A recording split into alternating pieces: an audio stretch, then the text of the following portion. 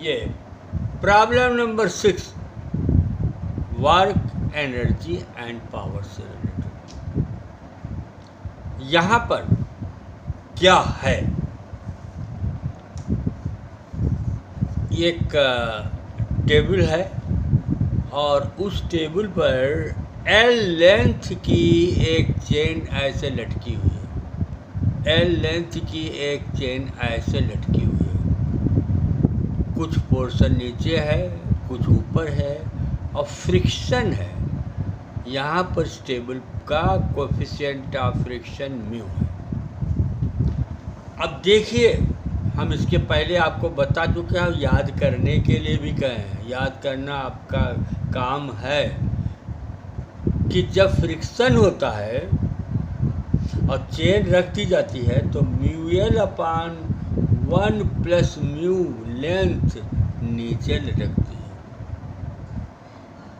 यह प्रूफ किया हुआ है, प्रूफ कर भी सकते हो, लेकिन याद रखो mu L upon 1 plus mu और एल अपान 1 प्लस म्यू ऊपर रहती है। कहाँ? मेज पर। फिर से देखो, mu L upon 1 plus mu, ये लेंथ है तो ये किधर लटकेगी? नीचे। और ऊपर कितना होगा? L upon 1 plus mu. L upon 1 plus mu ऊपर है। अब क्या किया, इसको थोड़ा सा खींच लिया है, ऐसे खींच लो नीचे, जरा सा जर्क दे दो तो पूरी चेन गिर जाएगी नीचे। और जब पूरी चेन यहाँ गिर जाएगी तो उसकी क्या वेलोसिटी होगी वो निकालना है। और हमने ये बताया था, इसमें work done by frictional force is equal to change in energy, यानी final energy minus initial energy. अब वर्क डन निकालने के लिए क्या करोगे? देखो, यहाँ पर जो चेन है जो मेज पर है, उसी के स्लाइड करने पर ही तो वर्क होगा। ये नीचे लटकी हुई चेन है, यहाँ पर कोई फ्रिक्शनल फोर्स नहीं लगेगा, लटकी हुई, तो यहाँ फ्रिक्शनल फोर्स से वर्क होगा। इस वर्क को निकालो। क्या करोगे?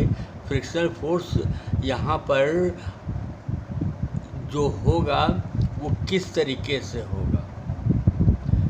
इसका स्मॉल एलिमेंट डी एक्स ले लो। डी एक्स एलिमेंट कितना? डी एक्स एलिमेंट ले लो और उसका मास जो डी एम मास होगा वो कितना होगा? कि जो डी एम मास आप पहले निकालेंगे तो डी एम की वैल्यू होगी, मास डी एम की वैल्यू होगी unit mass M upon L, unit length की मास हुई और डी एक्स से मल्टीप्लाई कर दिया। किससे? डी एक्स से। तो ये d m equal to m upon L into D x. अब ये डी एम है, ये यहाँ से जब ये मान लो एक्स डिस्टेंस पर इसको कंसीडर किया है, तो जब चेन स्लाइड करेगी तो ये डी एम मास जब यहाँ पहुँचेगा तो वर्क निकाल दो। तो डी डब्ल्यू equal to reactional force mu M G, mu m upon l d x, यही तो हुआ म्यू एम जी, ये हुआ म्यू एम जी छोटे भाग का, और इंटू एक्स, यहाँ से यहाँ तक एक्स डिस्टेंस चले। तो ये बहुत इम्पॉर्टेंट चीज़ है, यही नहीं समझ पाओगे, इसलिए ढंग से समझो। डी एम मास है तो frictional force mu M G, mu D M G, D M की value M upon L into D X, M upon L into D X लिखोगे इंटू जी, ये म्यू एम जी हुआ, mu M G यहाँ से है।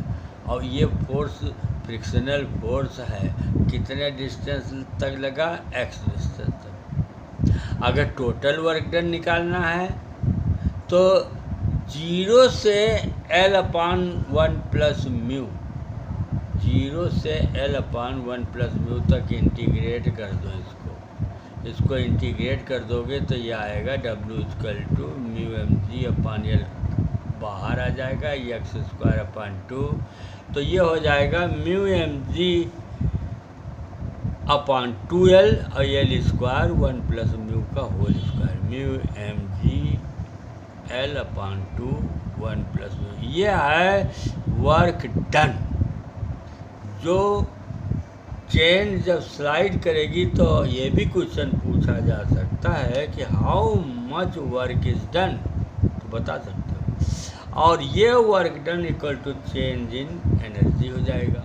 ये work done आपने जो निकाल लिया, how much work done, how much work is done, तो आपने क्या फार्मूला निकाला, W equal to mu g L upon 2 1 plus mu का होल स्क्वायर। ये देख लो ये।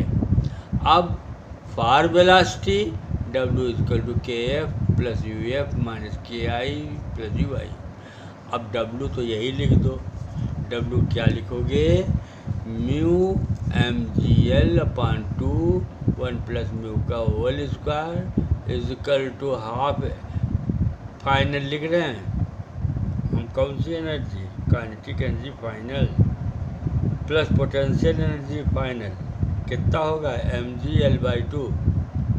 एम जी टोटल मास है और लेंथ एल है, तो उसका centre of gravity L by 2 पर होगा। ये पूरी चेन नीचे चली आएगी तब एम जी एल बाई 2। अब माइनस इनिशियल काइनेटिक एनर्जी 0, क्यों, क्योंकि चेन तो रखी हुई है, और प्लस इनिशियल पोटेंशियल एनर्जी, तो इनिशियल पोटेंशियल एनर्जी जो लटकी हुई चेन है उसी का लगेगा।